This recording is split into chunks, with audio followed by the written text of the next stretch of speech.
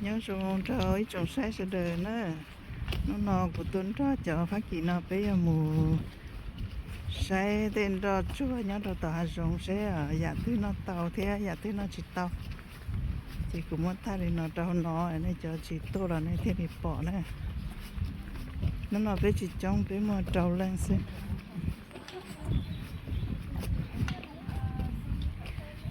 nhớ trâu từ hai số nó nữa mua cho lo van đầu cơ ngồi đi nữa.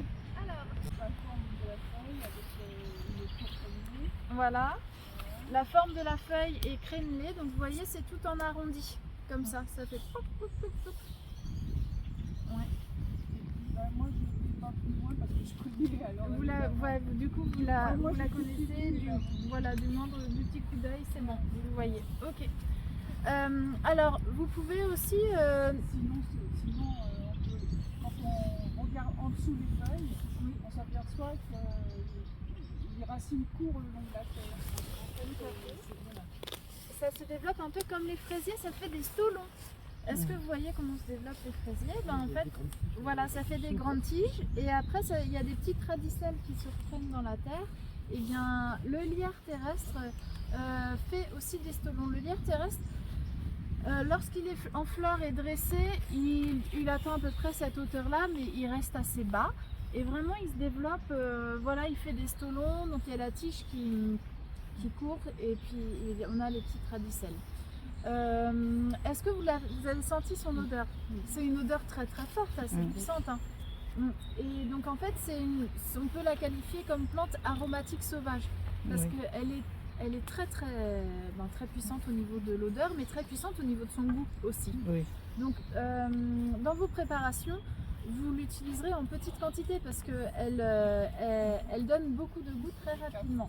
Si on a la main lourde, on a du mal à avaler après. Oui, voilà, c'est ça. Et donc alors vous l'utilisez, qu'est-ce que vous faites avec le lierre terrestre? On plaque avec des pommes, je fais des boissons d'été. Des boissons d'été rafraîchissantes. Ou autre chose, ce qu'on a sous la main. Voilà, c'est ça. Même on a éventuellement dans une tisane, on rajoute ça et ça donne un peu plus de goût. Un peu plus de goût, oui. Eh bien, alors, le lierre terrestre, il a plusieurs qualités. Donc, il est comestible et il est aussi médicinal.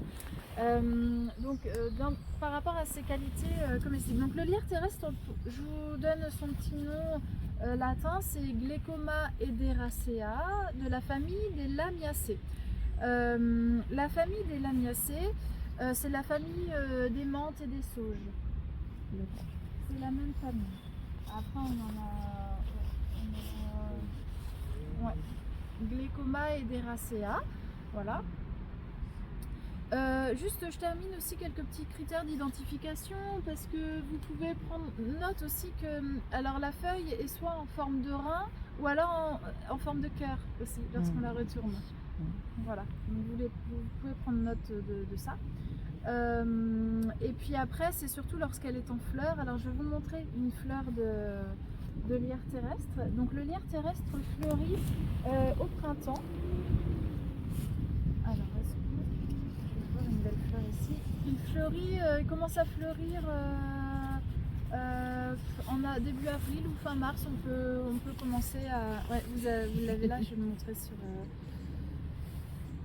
avec dans le livre. Normalement je l'ai là. Voilà. Donc voilà ces fleurs. Donc là, elles sont bleu violacées. Voilà. Et donc ça fait des tiges dressées.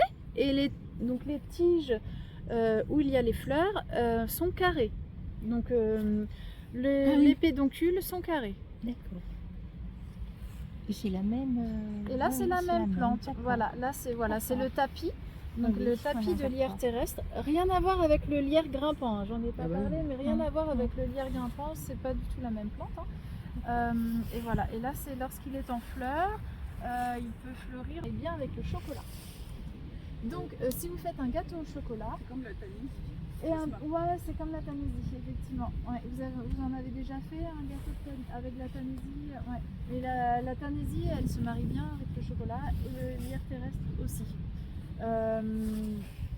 Donc l'association des deux, donc alors comment vous faites? Soit vous ciselez finement les feuilles de lierre et vous l'intégrez dans votre préparation, ou sinon vous faites fondre si vous faites fondre une matière grasse du beurre par exemple, vous laissez infuser les feuilles dans le beurre pour qu'elles se chargent en saveur aromatique.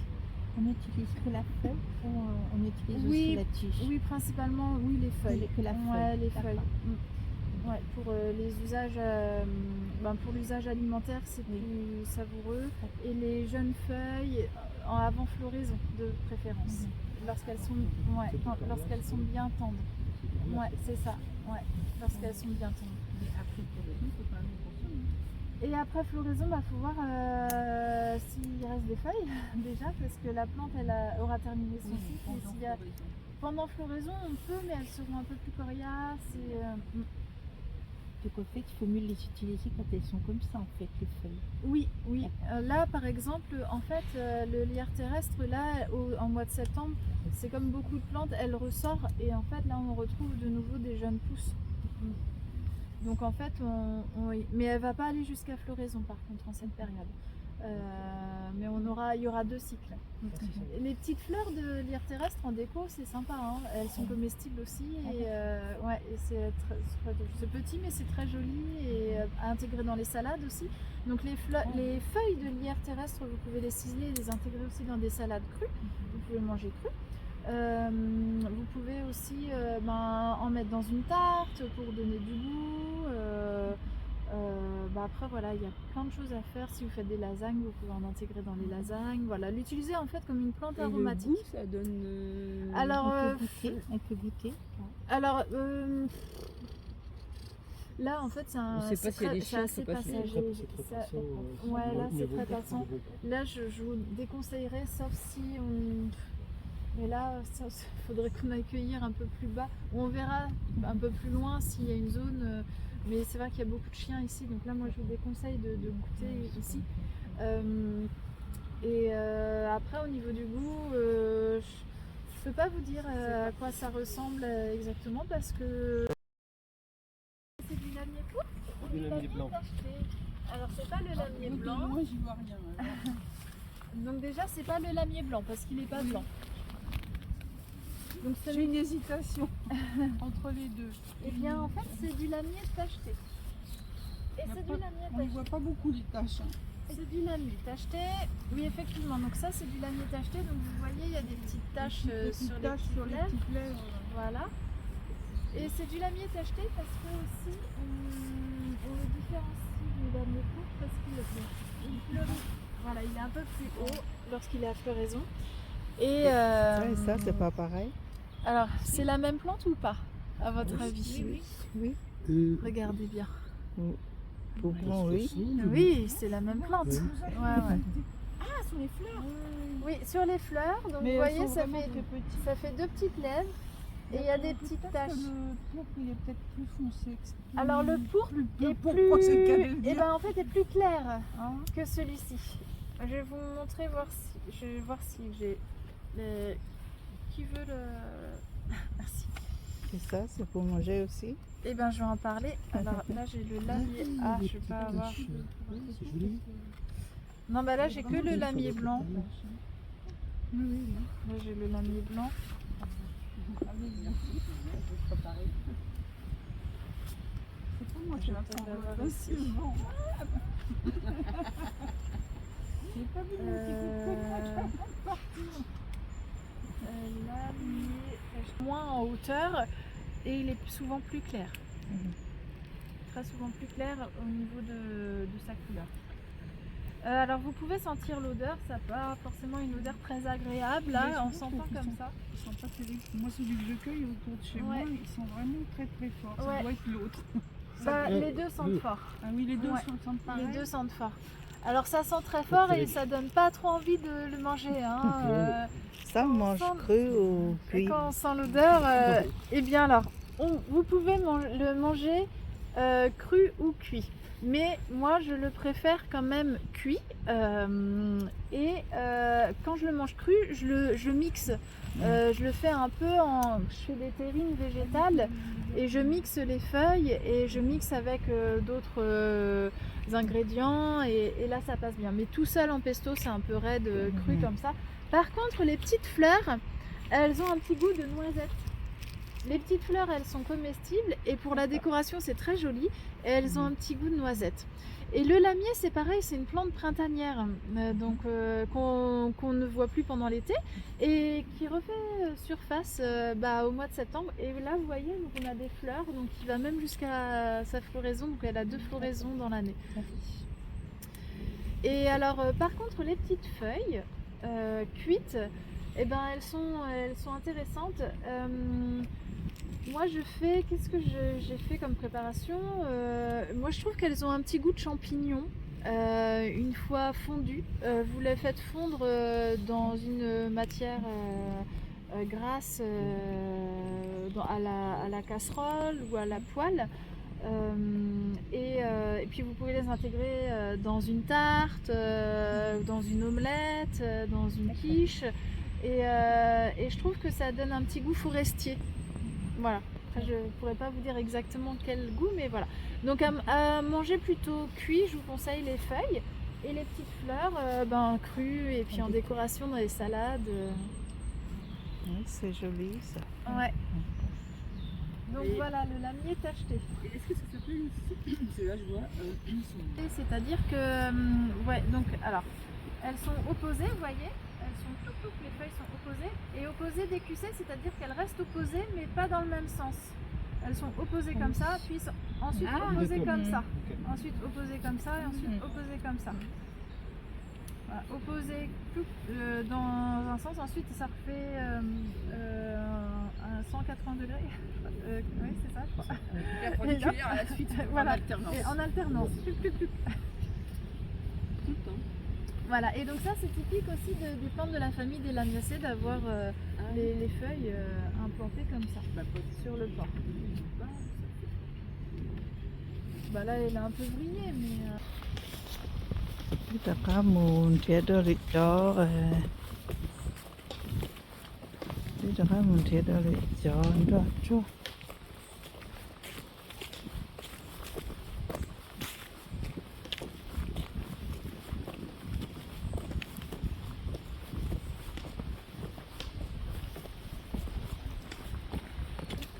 Ça c'est une plante assez commune. De sous-bois, mais aussi des jardins, et qui peut être envahissante lorsqu'elle pousse. Et donc là, pour la reconnaître, parce que là il y a plein de plantes, il y a beaucoup de lierre terrestre, vous voyez, mais il y a aussi des feuilles Le comme lierre ça. classique, là, le lierre. Il y a aussi du lierre grimpant, effectivement. Oui, ça il y a fait le des lierre grappes. grimpant Des grappes, ça. qui se mélange avec le lierre terrestre qui est là. Vous voyez? Donc là, le lierre grimpant, le lierre terrestre. Mhm. Celle-ci, est-ce que vous la connaissez? Ouais. Ok.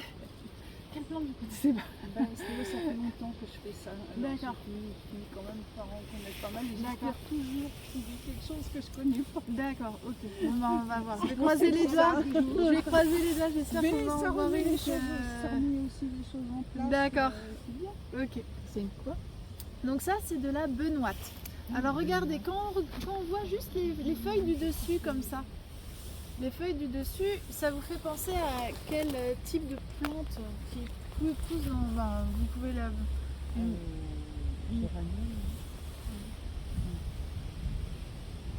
C'est pas tout à fait ça, mais je voulais... C'était pas la réponse que j'attendais, mais pourquoi pas. Ça vous fait pas penser à une feuille de fraisier? Un petit peu? Oui, un petit peu. Un petit peu? Non. Donc c'est une plante, regardez peut-être plus celle-ci. C'est la même que nous. Ça, c'est la petite. Ouais, voilà, on croirait que c'est pas la même. Ça, là c'est la même. Hein. Oui, mais pas la même taille. C'est pas la même Oui, taille, là, mais c'est c'est la la même même. plante. Ok. Ouais, ça c'est la même. C'est la même. Ouais, D'accord. c'est la même. Ok. Donc en fait, voilà, si je cache les autres petites feuilles, là on a voilà, les premières feuilles qui ressemblent un petit peu aux feuilles de fraisier. Et en fait, donc c'est une plante de la famille des rosacées, comme le fraisier. Mais ce n'est pas un fraisier. C'est cette plante-là qui est là. Et regardez, lorsque, Ça se ressemble. voilà, et lorsque la plante grandit, vous voyez comment les feuilles deviennent bien découpées? deviennent plus fines, elles sont vraiment moins arrondies. Hein. Donc là, c'est quand la plante est en fleur, et là, c'est lorsqu'elle n'est pas en fleur. Vous voyez? Et de pétales, une fleur jaune à 5 pétales. Donc c'est la benoîte, hein, la benoîte urbaine. Et je vous en parle et regardez là, ça ce sont ses fruits, ce sont ses graines. Là, ça c'est de la benoîte aussi qui a fait ses graines, qui est là, ici, là, avec les sortes de pompons en crochet. Est-ce que vous faites quelque chose avec la benoîte? Avec la racine, ouais. Et vous avez déjà fait des expériences avec culinaires ou pas? Oui, mais je crois que c'est quand même trop fort. Ou alors on met trop, je sais pas. Ah d'accord, ok. Ah bah peut-être que vous en aviez mis trop alors parce que elle était fraîche. Comme c'est tellement... Ces racines, ces petites racines, Chân đó nó thở on peut rester sur cette pied-là, là, parce que là il y en a chân chân đó nó thở này chạy chỉ tao tới pan cho mà mò cho đi rồi nó đại đông rồi nó intéressante. mà bé đại ta sĩ đại thế đại cái kháng Alors vous vậy allez thằng prendre này la racine, lo vous lo là allez xía này tới ouais, pa vous là cho nên voyez, đại đông la faire chauffer. này chỉ cho kháng lại rồi nó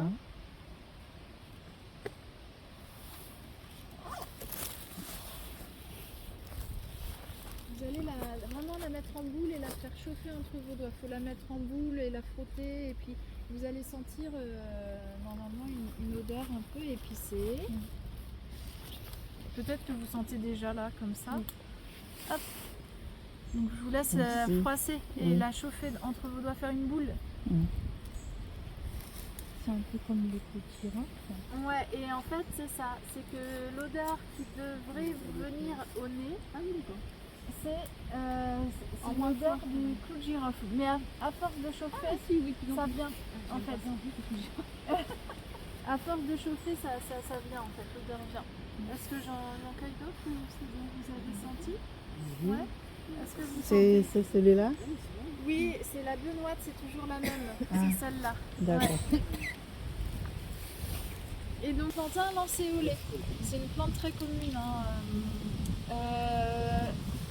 Pour la reconnaître, est-ce que vous la connaissez? Vous savez la reconnaître?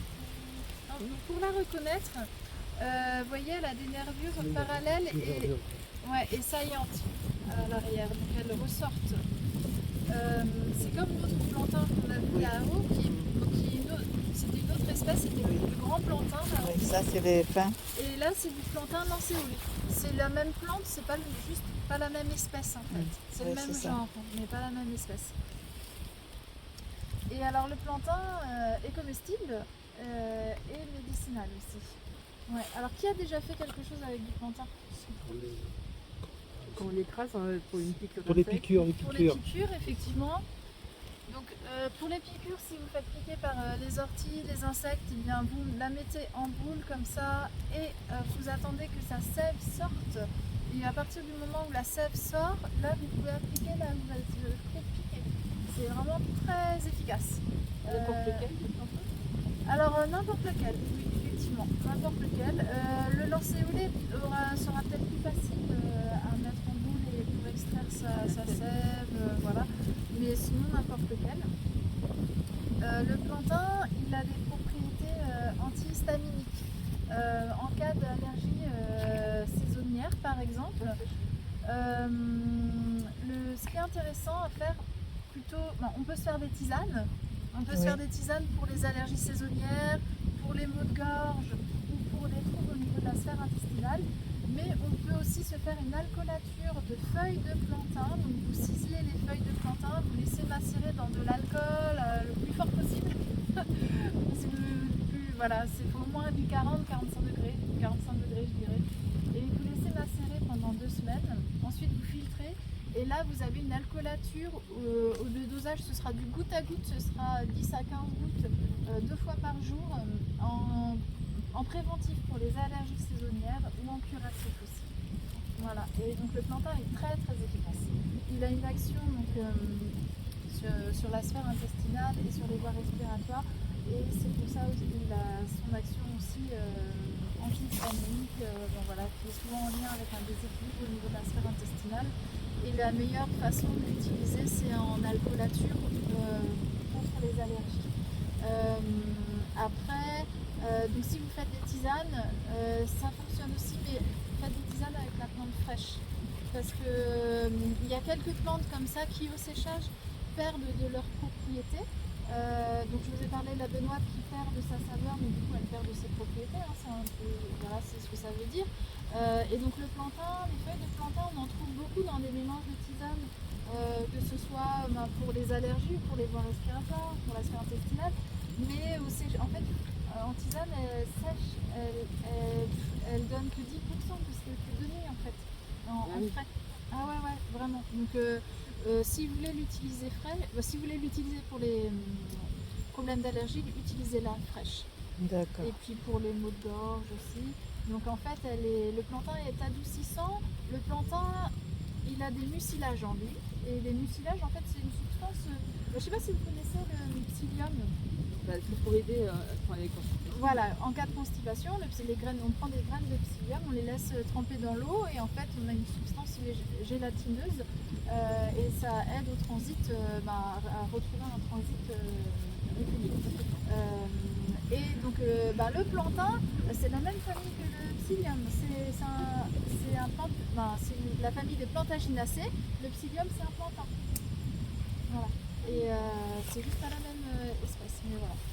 Et donc cette substance gélatineuse, c'est ce qu'on appelle des mucilages.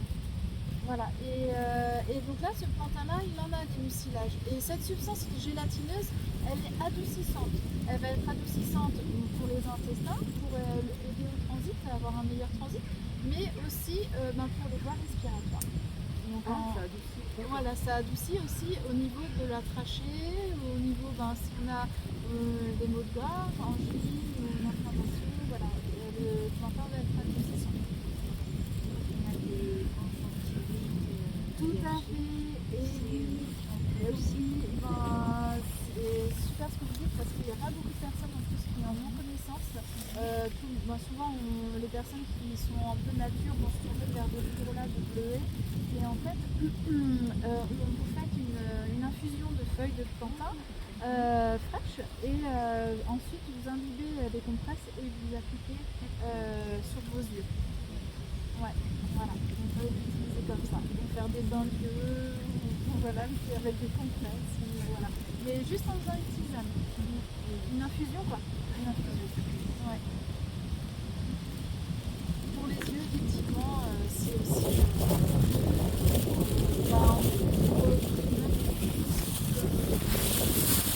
À partir du moment où il y a un problème au niveau de l'œil, on peut en tout cas essayer, ça ne fera pas de mal.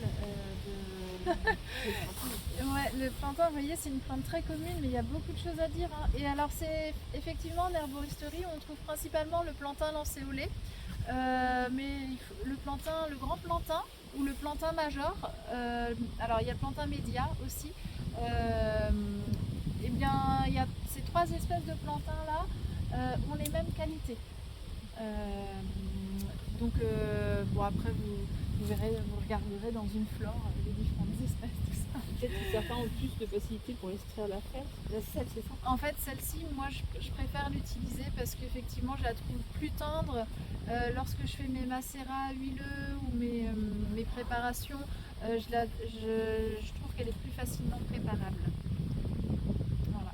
Et je vais faire le lien avec la cuisine. Du coup, en cuisine, j'utilise celle-là aussi. Parce que pareil, je la trouve plus tendre, moins ligneuse que les autres. Et là, les feuilles de plantain, vous pouvez les manger crues. Vous les mixez en pesto, par exemple, ou alors ciseler finement en salade, ça peut se manger comme ça aussi. Donc il y a les jeunes feuilles vraiment au centre, là, toutes petites, qui ont un goût, vous connaissez, le goût que ça a, le goût prononcé de champignons, Oui. Ouais, de cèpe notamment, ouais. Mais c'est vraiment les toutes petites feuilles là au centre quand elles viennent juste de sortir, qui ont très petites, qui ont cette saveur très très forte en champignons.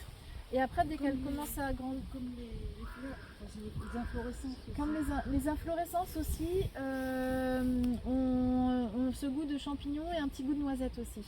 Oui. Ouais, ouais. Là, c'est de l'ortie. Là, c'est de l'ortie? Oh. Vous êtes sûr? Ah, par prudence, c'est de l'ortie. Ah, on sait pas. Alors, c'est Oui, de l'ortie non, ou pas? Ah oui, c'est vrai qu'ils sont vachement fins quand même. Oui, c'est de l'ortie, C'est sauf l'ortie. que je la prends dans le sens du Oui, poil. la princesse, oui, il y a Et- c'est Et ça là, le truc. en la prenant dans le sens du poil, Ah, et si, ben, on prend comme ça, ouais, ça. et faut ben, elle ne me remonter. pique pas. Pour monter la tige. Faut Ah. remonter de bas en haut. Ouais, Si vous la prenez de bas en haut comme ça, et ben, elle ne vous pique pas. On a dit il faut pas respirer. Oui, il faut retenir sa respiration. Bon, ça, Mais ça, c'était c'est- pas trop. plutôt la fermer les prendre yeux dans le très sens fort. du poil. Ouais. Après, vous pouvez aussi, avec l'électricité statique aussi, vous frotter les mains. Et une fois que vos mains sont chargées en électricité statique, vous pouvez cueillir l'ortie sans vous faire piquer. Ah, bah faut le faire souvent ça. Mais il faut le refaire souvent parce que après ça finit vite par revenir. Alors l'ortie, c'est une super plante. Alors on disait tout à l'heure qu'on pouvait même la manger crue, juste comme ça. En fait, vous voyez là les toutes petites feuilles, celles-ci là, vous les cueillez. Si par exemple vous êtes en rando et puis je sais pas, vous avez un petit creux, vous avez un petit manque d'énergie, vous prenez les petites feuilles et vous faites une petite boulette entre vos doigts. Le fait de faire la petite boulette, ça casse les poils urticants qu'il peut y avoir sur la petite feuille. Et là, vous la mangez. Vous la mangez directement comme ça. Et là, même si vous ne connaissez pas l'ortie, eh ben, vous avez son goût comme ça, cru.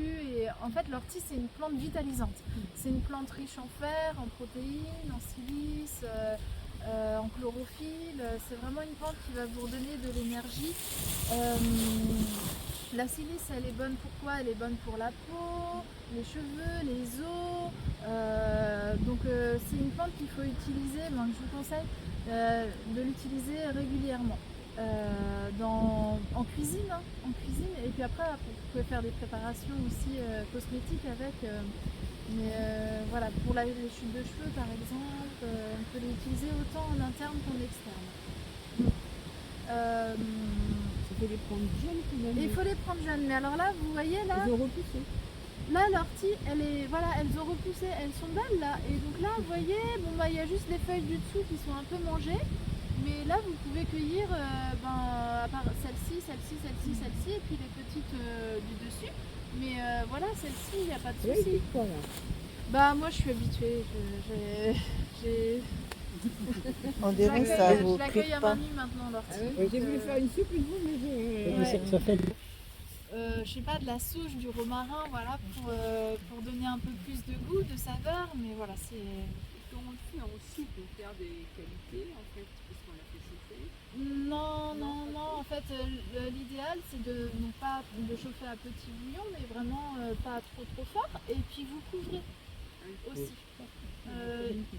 Ouais. Après, les oligo-éléments sont présents. Ouais, les minéraux restent toujours. C'est vrai que je l'ai pas dit, mais l'ortie est très riche en minéraux. Je vais pas citer, mais de toute façon, toutes les plantes sauvages sont très riches en minéraux. Il y a des plantes là où les plantes qui poussent dans leur milieu naturel sont vraiment plus riches d'un point de vue nutritif que des plantes que l'on va ramener chez nous et qui ne sont pas forcément dans leur milieu naturel et qu'on cultive, des choses comme ça. Et tout ce qui est des graines, il faut qu'elles soient séchées. Oui, alors après on peut les consommer fraîches aussi, mais le fait de les faire sécher, c'est pour en avoir toute l'année. C'est plus pour les conserver, mais sinon, oui.